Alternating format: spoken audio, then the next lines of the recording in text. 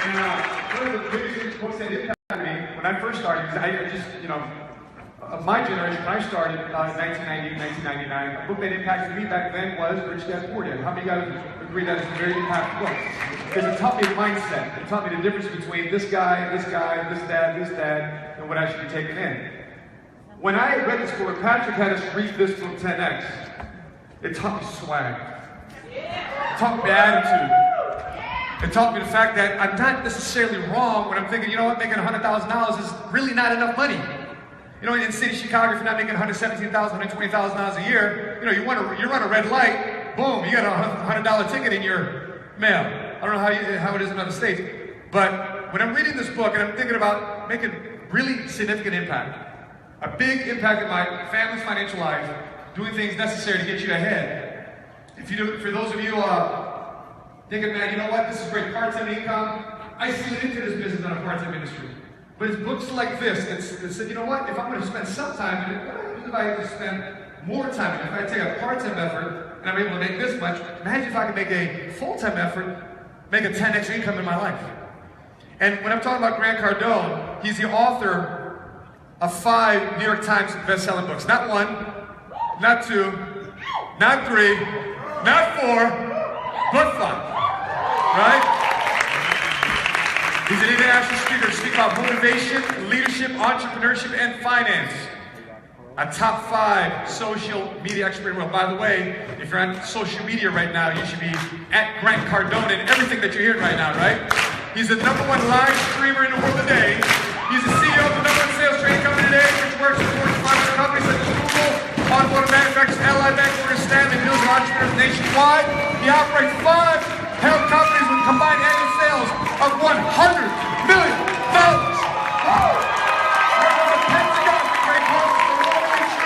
Transition to the life, ladies and gentlemen, of PHP. Would you give me a hot, PHP warm welcome for the man, Uncle G, Mr. Grant Cardone.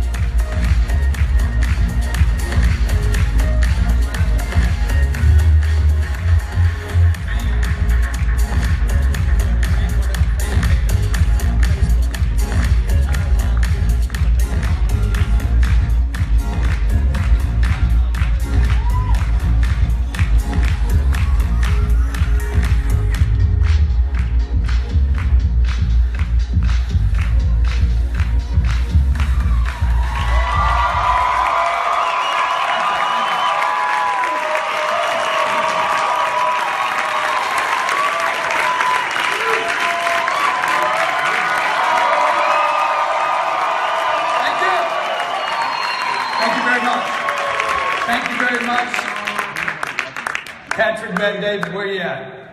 Give this man a big one. Yeah!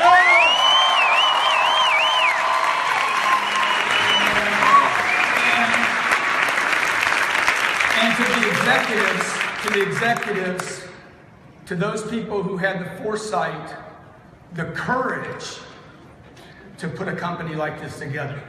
Right? Because it's companies like yours that will change America. Without companies like yours, this country will continue to go down.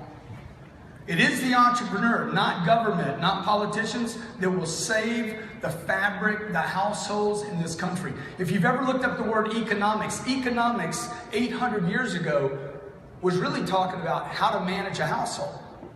How many of you have a household here? See, when I was 10 years old, my father died. This was my first experience with insurance. My dad died when I was 10 years old. I loved my dad. I didn't get to spend much time with my dad.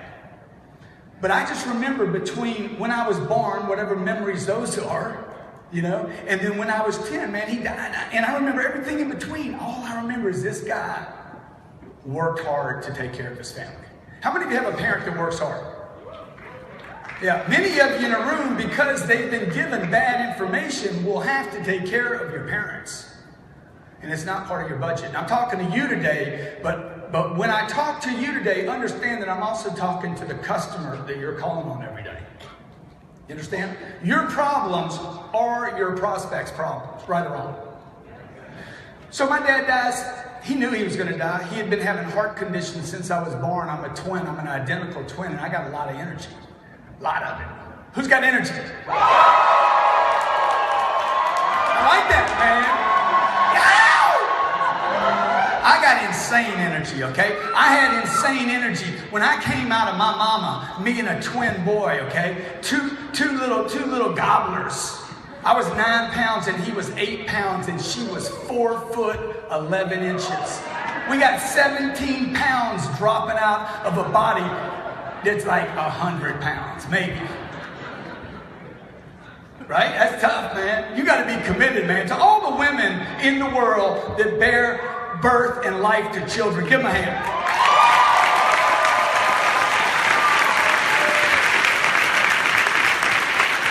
It's easy for the daddy. See, I got 2 little girls myself. My wife had both of those little girls without drugs, no medication, and at home. That's courage right there.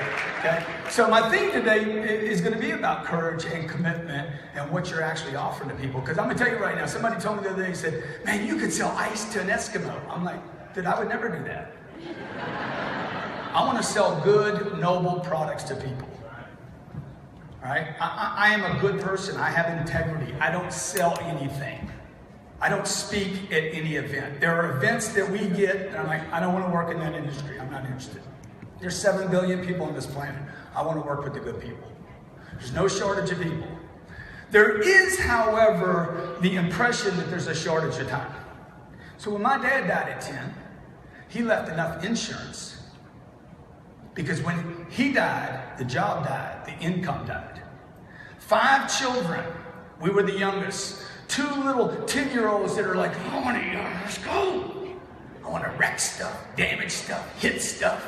Right? I'm bored, man. I got to go to school. I hate school. How many of you hated school? You got a chance of being successful. The people that like school ain't got a chance. So here I am, 10 years old. My dad's died, man. I'm in this massive amount of grief, and I don't know it. But my mom was left with enough insurance money to put 3 boys through school. The 2 girls, the 2 sisters were out of school already, and he left enough insurance money to make sure that his wife, my mother, could put us through school. He said to my mom before he died, he was in intensive care in Houston, Texas for 21 days. That's a big bill. This is 45 years ago. I'm 57 years old. And so 57 years ago, or 47 years ago. I do bad math when I subtract it. But I'm good when I multiply.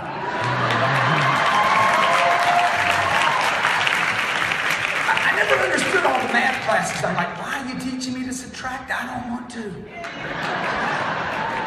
I don't know why we even have that. Division, not even interested. Dude, I want to add and multiply. Okay? Don't you want to multiply? I taught my first little girl, Sabrina, how to count to 100. I said, look, you count to 100, and then when you get to 100, you skip to 1 million. Okay? Any teacher that tells you you need to go through 100, then 101, and they don't know what they're talking about. You skip. You jump. Because this other thing's too old, it's too slow. This is the problem with this country. The information, the education, what they have been told. 300 million people in the wealthiest country on the planet. 76% of everyone you know lives paycheck to paycheck. Did you know that? 7.6 people out of every 10 people you know, 10 people that you're a family member with, are living paycheck to paycheck in the richest country on the planet. How can that be? Are they all stupid? Can't be that. Or were they made stupid? Or do they have the wrong information or the wrong knowledge? Is it possible that salespeople, for instance, over 80% of salespeople don't hit a target? Why? Are they stupid? I don't think so. You know what I think? I think they have the wrong information. I think the way we sold people, the way we educated people years ago is the problem. Look, if you don't have money in your bank account, it is not because you spent too much, and it is not because of debt. Yet if I turn the TV on today, I guarantee I'm going to hear this. Debt is a problem and spending is a problem. How many agree that's what you'll hear by most of the pundits? Susie Orman's going to say what? Don't spend that money. You cannot afford that. No, you cannot. Do not do it. You should not do it, and leave your husband. Because that's her real agenda. I mean, that's the agenda, dude. Don't buy a car. Don't lease a car. What am I supposed to do? Shit. How the hell do I get around, Susie? And if you do buy a car, you flip channels, you go to CNN, my friend Dave Ramsey. Never borrow money, ever. Under any conditions, for anything. Never, ever. Debt is the devil. If you borrow money, you're going to be ruined. Look, the best companies in the world borrow money. I borrowed money to change my life. I was 25 years old. I borrowed $3,000 from my mother to invest in me. I don't want to listen to Dave Ramsey or Susie Orman. I want to listen to Warren Buffett. He says, come on, Warren.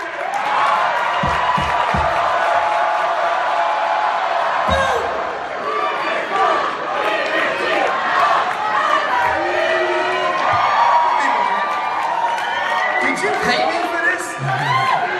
Did you guys actually pay me to come here? This is too good, man. This is too good. You guys are rich.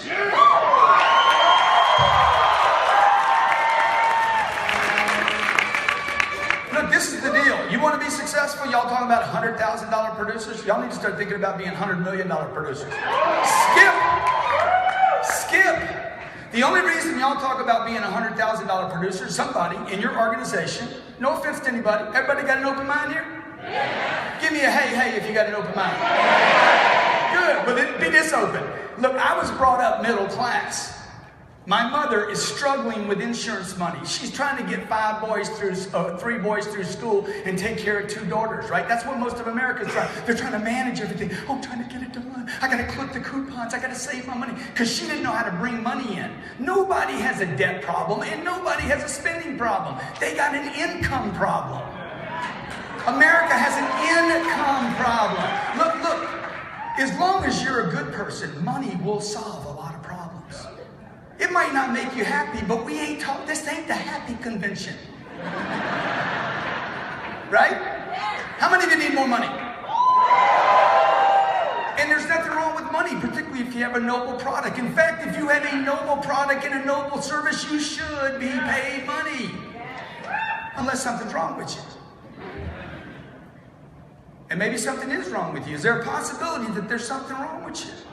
That the people that raised you and the schools you went to gave you knowledge that was incorrect. How many of you were taught this? Money doesn't grow on trees. But they didn't tell you where it came from. Did they tell you where it came from? My daddy's like, money don't grow on trees. Where'd it come from? Look, we print more money in this country than we plant trees. I go to the casino cage this morning. I said, cash this in. They don't say, man, we're short on money. They got plenty of cash back there. Would you agree? There's no shortage of money except in your mind. That's why you set targets based on what other people. I think it was Kim. Where's Kim at today? Is Kim here? Kim told. You guys are awesome. So Kim got on our program. It's a university. See, I basically read. I went to college. I got a 5-year degree. It wasn't worth anything to me. I'm not saying it's not worth something. I'm saying it wasn't worth anything to me because I wasn't in the right mindset. I didn't go there with the right intention. I didn't have the right ideas about it. I went to get an accounting degree. I thought an accounting degree was going to get me business. And they didn't teach me anything about business, man. I got out of college. I couldn't even get a job. Does that sound like what's happening today? Cornell, $83,000 to go to Cornell for 1 year. 50% of the people can't get a job and they're there 6 years. This is an epidemic, okay? A debt at the college levels, at the university levels, is higher than credit card debt. Why? Because people are hungry for knowledge. I need information. But the information they're getting is how to have a job, not how to be an entrepreneur. Right? Look, the middle class in America does not exist anymore, folks. You can call it the middle. You can call it whatever you want to call it. Politicians call it the middle class because if they didn't say there was a middle class, there would be civil unrest. This is the reality in this country, okay? My mom was brought up to clip coupons, save money, protect the money, conserve. Sooner or later, you run out of money. Would you agree? And if you don't run out of money, you end up being very old. How many of you know that guy? He dies. He's your uncle. He died at 89, and you found out he had a $1.2 million. And his whole life, he acted like a miser. Oh, that's too much. He was putting it away. That's not freedom. That's a slave. That's $1 million slave. Spend your entire life. Why? Because he didn't want to create income, so he tried to conserve it. He tried to hold on to something that he had. This thing called money, okay? What is it? What is this? What is this piece of paper? What is this? What is this that your customer's so scared and so uncertain about? Why is it you bring people into your company and the guy's like, I'm not going to make that work, man. I can't make it work. I don't think I can make it work. I can't do that. I can't be a salesman. I can't talk to people. I'm an introvert. Where did this information come from? Babies don't come out introverts. They come out hungry. Where is it? I smell milk. And I want it. I want milk. I want survival. I want to live. Right? They're not an introvert. What happens? Somebody says, at 3 years old, 4 years old, 5 years old, 6 years old, oh, he's shy, she's shy. Somebody told one of my daughters the other day, she's shy. I said, no, you ugly. She's shy, dog. You ugly, and you're stupid. Because if you're going to be stupid with me, I'm going to tell you right out, you stupid. See, to me, there's two camps. There's intelligence and there's stupid. I just tell people, that's stupid. Okay, you don't like the way that sounds? Because you stupid. You know, I bought a jet last year. I bought my own damn plane. Let me tell you why I bought the plane. Because I watch money. I pay attention to money. Anything you pay attention to, you get. When I was 25 years old, a man said to me, he says, Grant, you're already successful. I'm like, what are you talking about? I just came out of a treatment center for drug addiction. I have no friends. My family doesn't even love me anymore. I mean, they do love me, but they're scared of me. Hell, I'm scared of myself. I don't even like me. Grant, you're already successful. I'm like, what you talking about, man? Don't be trying some of that looping. Hey.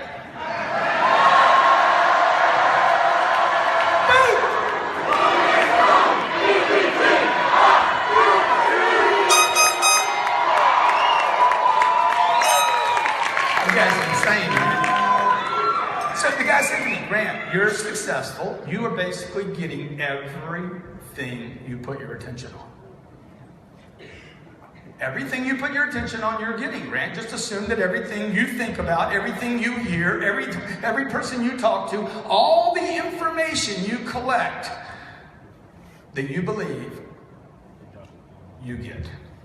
I'm like, dude, what if that was true? I disagreed with him to his face. That's stupid. Then I went home, I couldn't quit thinking about it. Damn, what if everything I thought was true? Oh, because I got some crazy, how many of you got some crazy thoughts passing through, in and out? Everything's cool, and you're like, woo, woo. You know, you're all excited, you're in front of a prospect, you're thinking it's all good, and then all of a sudden you get this random thought like, they ain't gonna do anything.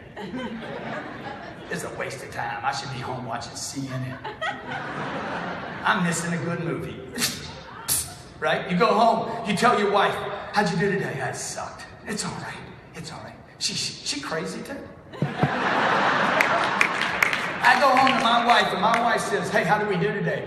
We didn't do too good today. Why are you home? What the hell are you doing home? I thought you were a man. I thought you were a man. I thought you were going to throw down. I thought you had integrity. I thought you had values. I thought you were going to take care of us. I thought you were a different man. I'm like, all right. All right, I'm going back out there. I just came by to say hi to you. Well, text me next time, dumbass. See, because me and my wife were on the same page. All right. The woman that I'm married to she wouldn't go out with me. She did not want to go out with me. Some of you may know this story. I follow my instincts. I'm living in San Diego. Whatever. Okay.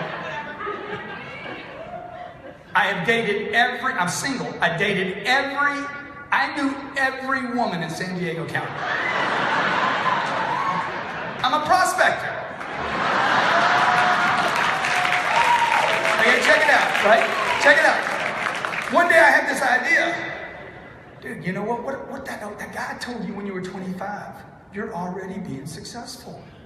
You're just in the wrong place. You need to go some other place, man, to find your wife. Sold my house 30 days later. Sold it.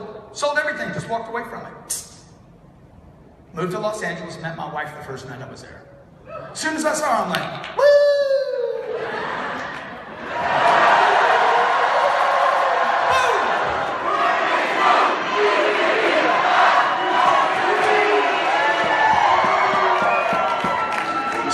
She didn't want to have anything to do with me, though. She wasn't interested. I wasn't her type. I'm too short. I heard that. Now, I had been, by this time, I was very successful. I had a lot of money. Everything was good. And I had a couple businesses I was running. I'm like, man, I'm too short, man. Is that an objection or a complaint? What is it?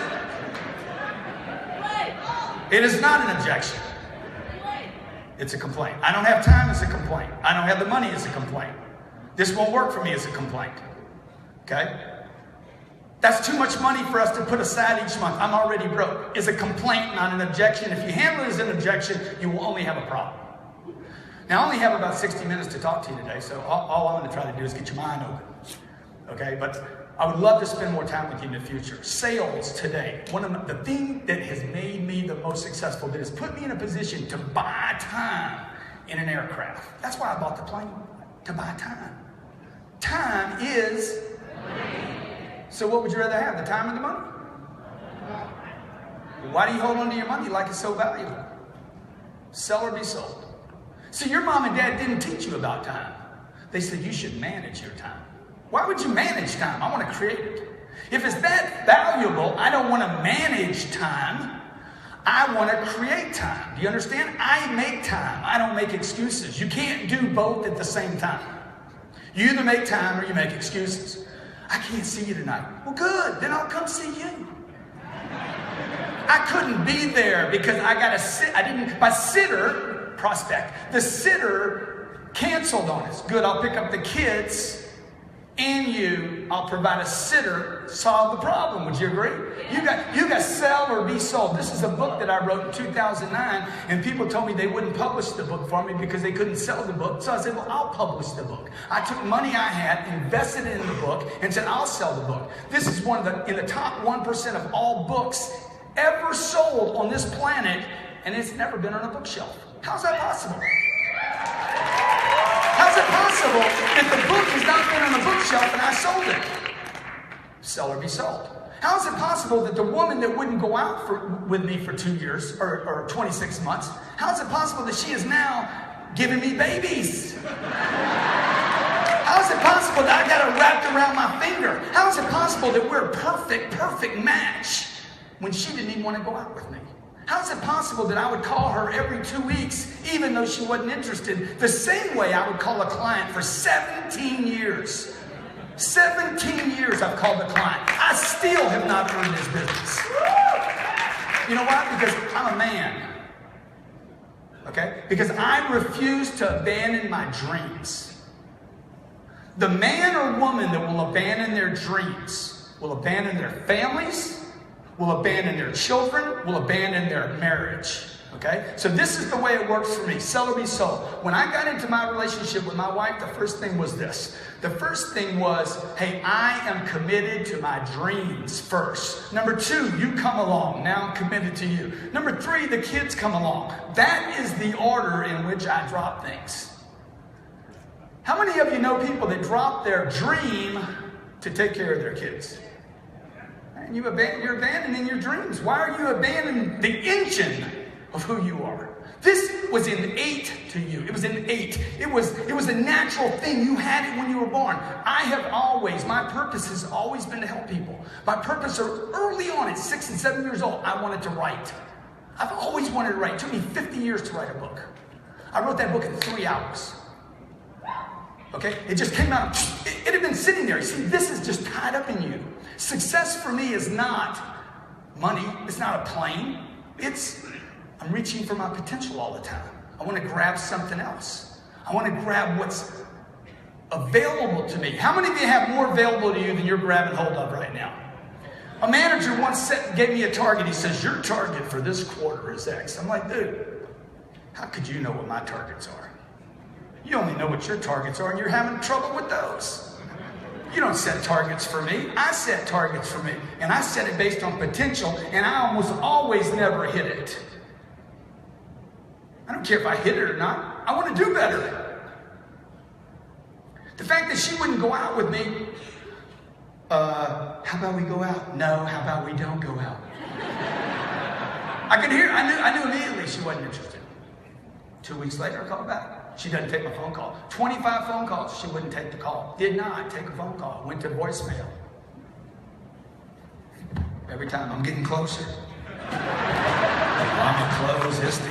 It's gonna be good when I close it. Woo! Okay?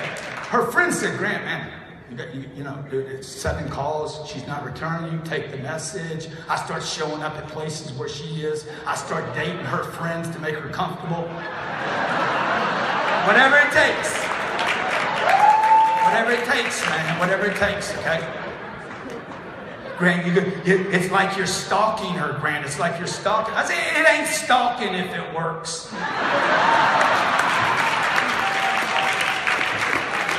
So you got moms and dads, uncles and aunts, cousins, nephews, nieces. You need to grab them by the back of their head and bring them to the meeting and say, you're doing it. You need to look at the thing. Let's go. I don't want to. I don't care if you want to. Did I ask if you were amenable to the situation? I didn't ask you that. Sit down. Sit down.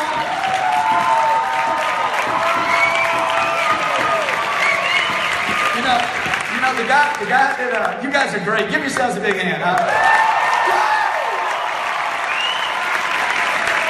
Hey, this guy right here, this guy that developed this little device in 2008. You can't pick a worse time to develop a $3,000 product. How many of you have an iPhone in the room today? I know you think I'm wrong when I say it's $3 grand. at $100 a month for 24 months, plus the $600 you paid, it's $3 grand.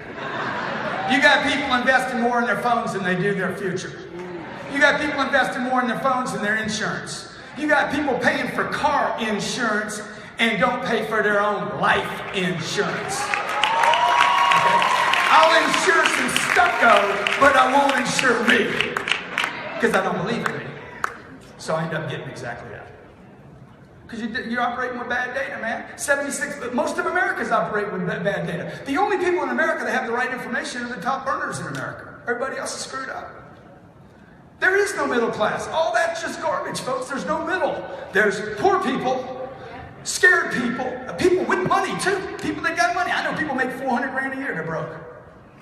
I was talking to Morgan Stanley. Average earner in the room made 400,000 last year. I'm like, how do you guys even live on that? I mean, you're talking 400 a week, right? You make 400 grand a week? No, man. 400,000. How do you live on that? I remember when I did it, man, it was impossible. Look, I remember living on $2 grand a month. It was impossible. Then I remember living on $4 grand a month. It was almost impossible. How many have been there? How many have been broke before? How many of them have been broke? I remember having no money and only debt. And no belief in me. Terrible. You know what's worse than that? Just getting by. Making $5 grand, spending $4,900. It's awful, man. It's awful. Would you agree? It's a trap. It's prison. Affluence and abundance. Overflow. Sell or be sold. What are you going to be sold on? Everything in life is a sales pitch. You're going through a sale every day of your life, whether you consider yourself a salesperson or not. This book was not about salespeople. It was about how do you get what you want, period. What you give attention to is what you're going to end up with, folks. What you have given attention to is what you have right now. Show me your house. Show me your kids. Show me your friends. Show me your products, and I'll show you what you've been paying attention to. Okay, you go to the grocery store, you want to get some of those double Oreo cookies. I love the doubles. I don't know why they did that. Just slam them up. Right? And I look at the package, I'm like, $3.89, that's a lot of money. How many were brought up like this? Wait till they're on special. Wait till they're on sale. We could save 20 cents. Save the pennies. A penny saved is... It's a penny, man. It's a penny, dude. See, your mom and your dad, their job was to protect you. It wasn't to teach you how to get financial freedom. Right? My dad told my mom, make sure those boys get an education and make sure they learn how to sell. They can sell, they can go anywhere. He didn't tell the first three kids that. He told the last two, make sure those boys know how to sell, because he knew what? The insurance money will run out at some point, and they will need to know how to go get money. So I wrote that book. I wrote that book to help America in 2008 and 2009, when America became a sales organization again. The entire America. Do you know what happened overnight?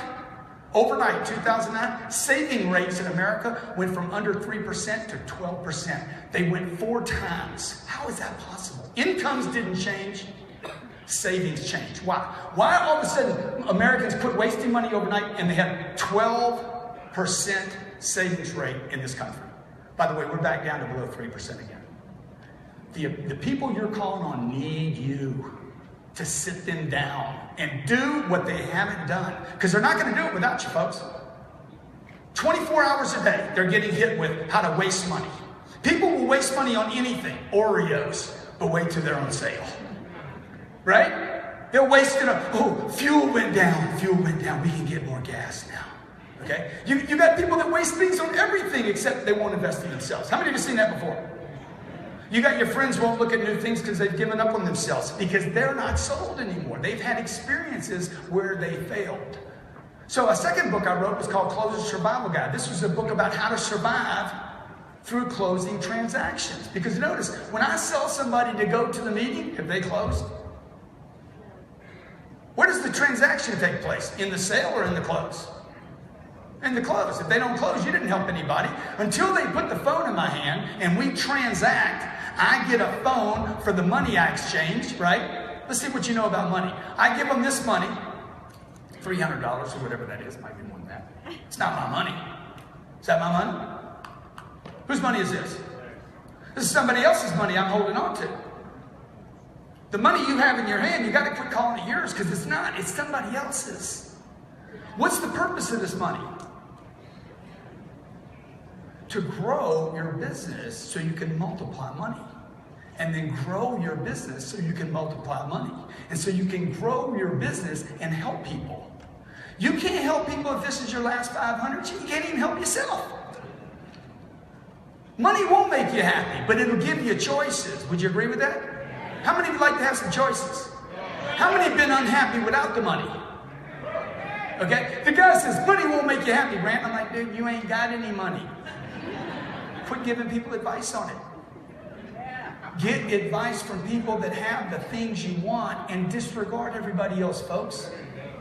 You know, Patrick Bet-David asked me about somebody last night. He says, what do you think about so-and-so? I'm like, look, I judge people on the products that surround them. How are the people around them doing?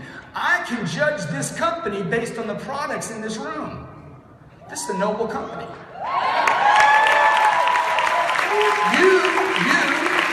You are the products.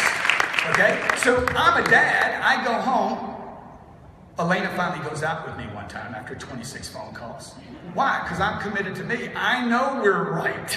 I don't need two people to make a sale. I definitely don't need two people to close a deal. I need me to be closed. I need me to stay closed when all the friends say, quit doing it, quit calling her, she's not interested. Even my mom saying, Grant, she's not interested in you. I'm like, what do you know? You're not a dating coach. You're my mom.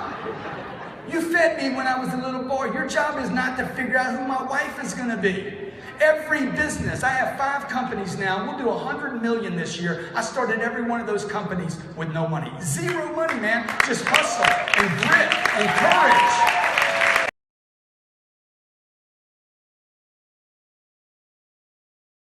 It is not about doing what you love. It's about doing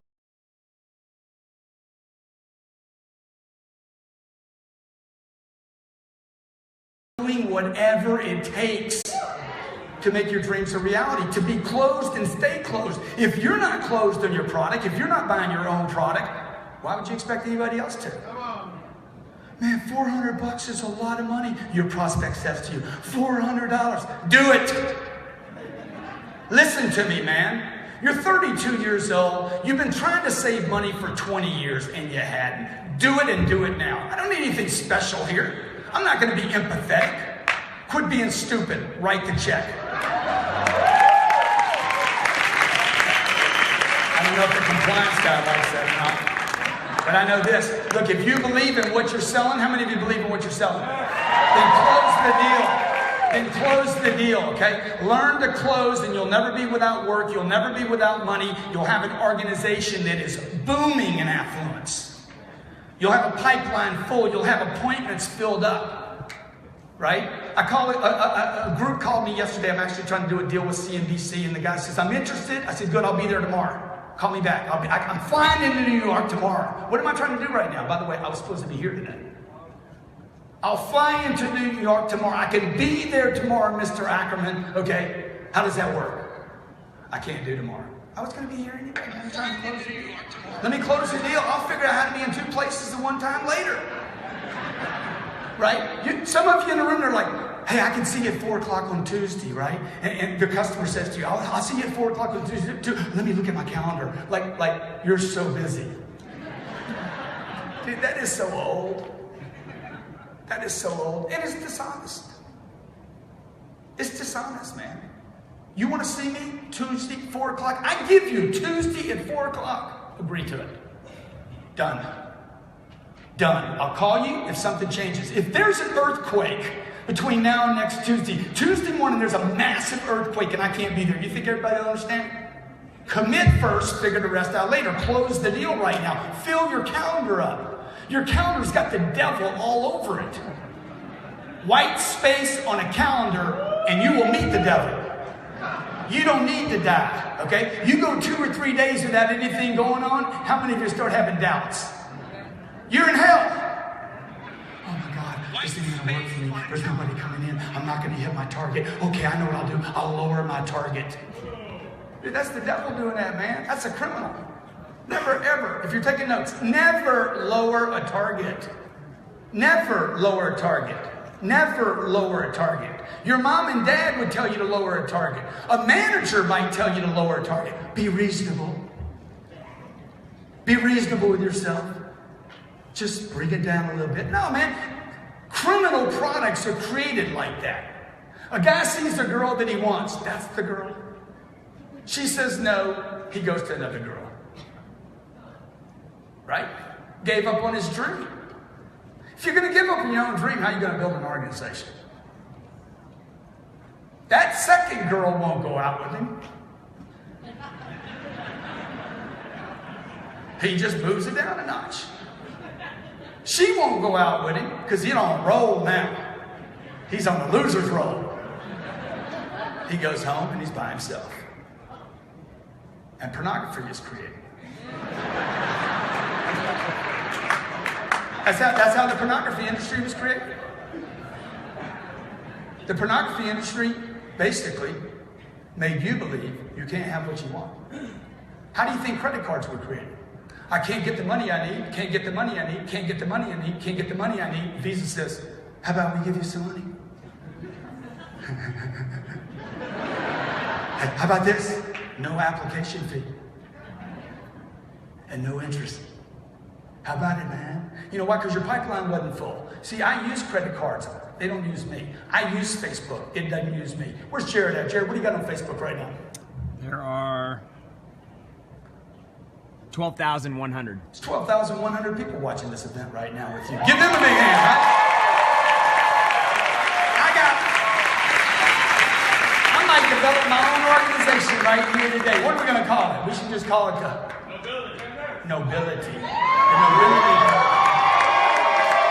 10x nobility, man. I got, out of those 12,000 people watching this right now, you think somebody doesn't want to play with you? You think there's not somebody in that 12,000 doesn't want to make more money, doesn't want to do the right thing, doesn't want to have a great product to sell? There's 12,000 people watching this stream right now that hate their lives, hate their money, know they have the wrong information. Do you? You're in the right place. You guys are in the right organization. You have an opportunity.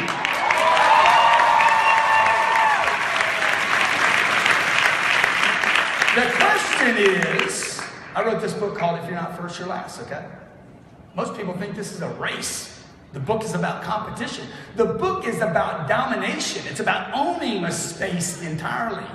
This is the book I wrote. By the way, I write these books for myself.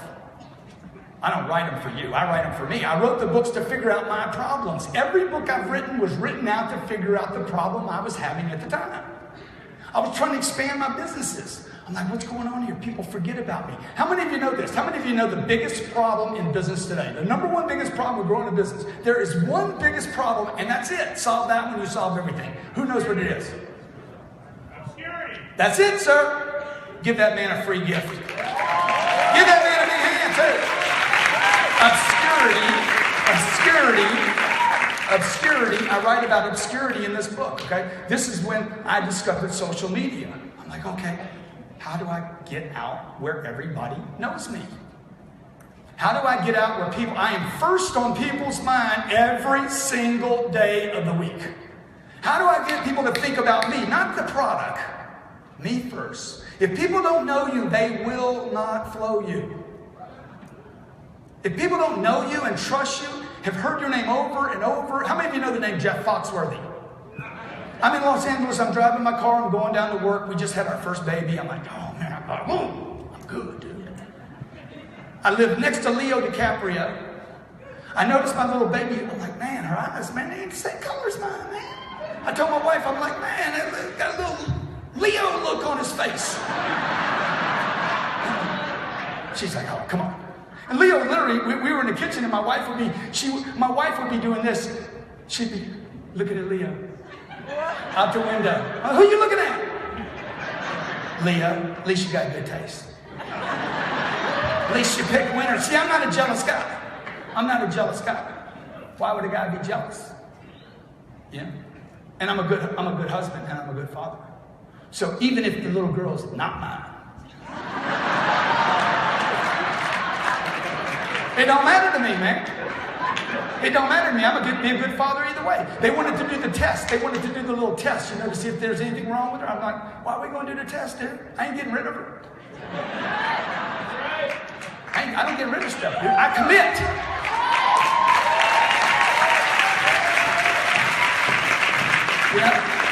I was doing an entrepreneurial conference, and these guys were talking about, I had this business and it quit working for me, and I didn't love it anymore, so I just threw it away. I'm like, dude, I hope I'm not one of your kids. I definitely don't want to be married to you. I don't throw things away. I commit and make them work. How do I make something work? How do I get people to remember me? How do I get them to remember me all the time? How do I get people to think about me constantly? Are you so sold on you that you're willing to promote yourself every single day? Look, if you won't promote yourself, nobody else is going to promote you. I don't even know who you are. That is called obscurity. I don't know who you are. I don't know you. How can I buy from you? It's impossible. Now watch. There's a second definition of obscurity. I know you, but I forgot you. This is your uncle, your aunt, your mom, your dad, your cousins, your nephews, all the people you were told not to call them by your family. You got into this opportunity, you told your parents were, that's really good. Don't mix family and business. How many of you heard that before?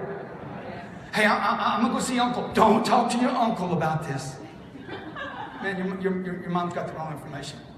Your mom and your dad said, don't talk about money, don't talk about politics, and don't talk about religion, right? And don't mix family and business. You're wrong. Is it a good product? Do you have a good product? Yes. Do you have a good product? Yes. Okay. Do you believe in your product? Yes. Is the company good? Yes. Well, then what's wrong with you? Because now it's down to you. Do I believe in me enough? Do I believe in me enough to tell everybody about my product? In 2011, people said, man, Grant Cardone promotes too much. I'm not the one with the problem. The person that criticizes me is not talking about me. They're talking about them. Do you understand that? Cardone promotes too much. They're not saying that about me. They're saying, what about themselves? I don't promote enough. Okay? The first book I wrote had hundreds of misspelled words. People called me up, man, you got hundreds of misspelled words in a book. I'm like, yeah, what's your point? 40% of America's illiterate, man, it don't matter.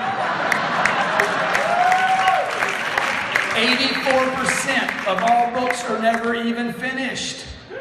Right? What's the matter? You got a grammar problem here, a run-on sentence, misspelled words, semicolons where there should be colons, too many exclamation marks. What's your point, son? Grant, man, it makes you look bad. It's a best-selling book, son. It ain't a best written. It is a bestseller.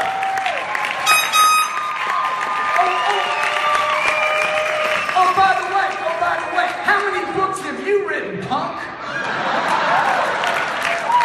You can't finish a paragraph because you're so busy making it perfect, you never finish anything. See, I'm not interested in perfection. All of you out there that are perfectionists, somebody told you that. That wasn't your idea. Somebody put that on you. They labeled you that. They labeled you shy, and then they labeled you an introvert. All those are labels. These are labels. Stupid is a label. Dumb is a label, okay? Be patient. Patience is a virtue. Look, if you're patient, you'll end up with nothing if you're running against me. If you're patient, you won't even be on the plane when I leave today. Okay? I'll be like, hey man, where you at, man? I'm being patient. Good. Well, stay there. Because we launching into space. Okay? How many of you have told this before? Fly under the radar, play it safe.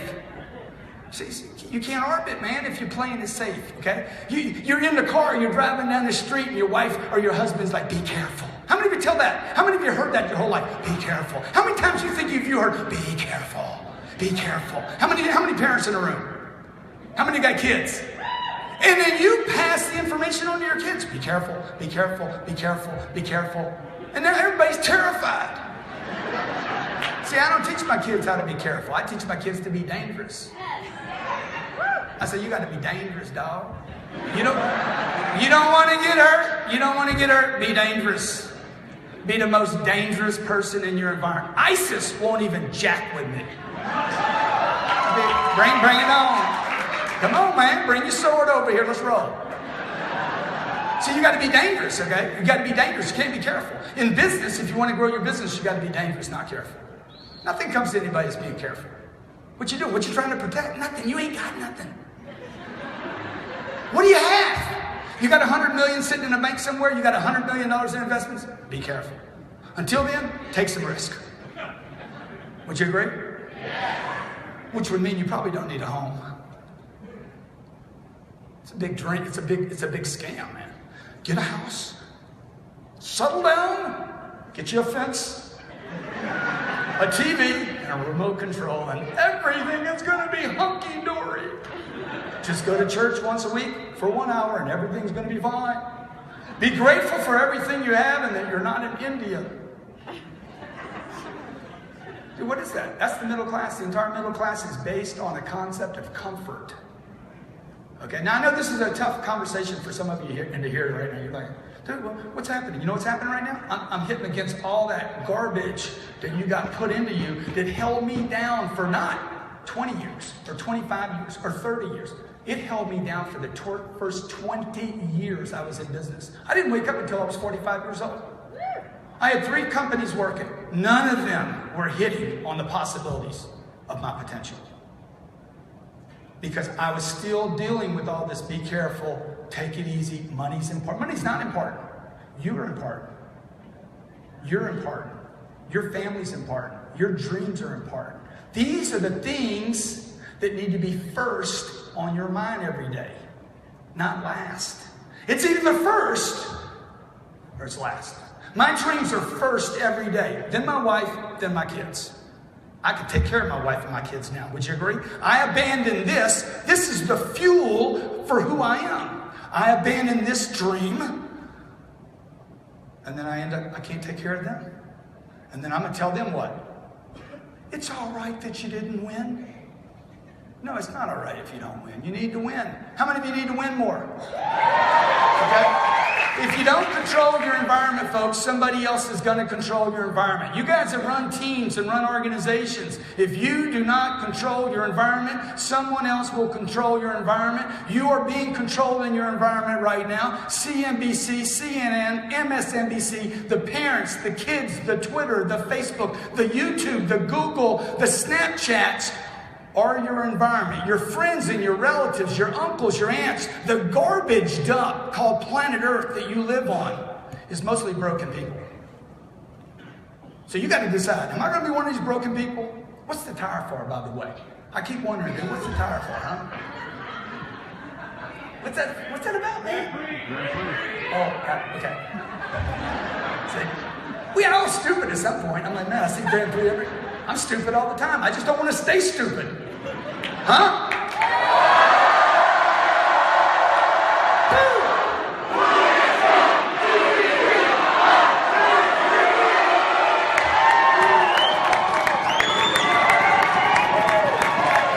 If you don't control your environment, it starts with me. When I was 45 years old, I'm like, I'm going to control my environment. I'm going to take every penny I have, all the energy I have, all the resources I have, and I'm going to improve me. If I got to go broke in the process, because I'm already broke. Look, if you're not fulfilled if you're not reaching your full potential every day, you're broke right now. Spiritually broke.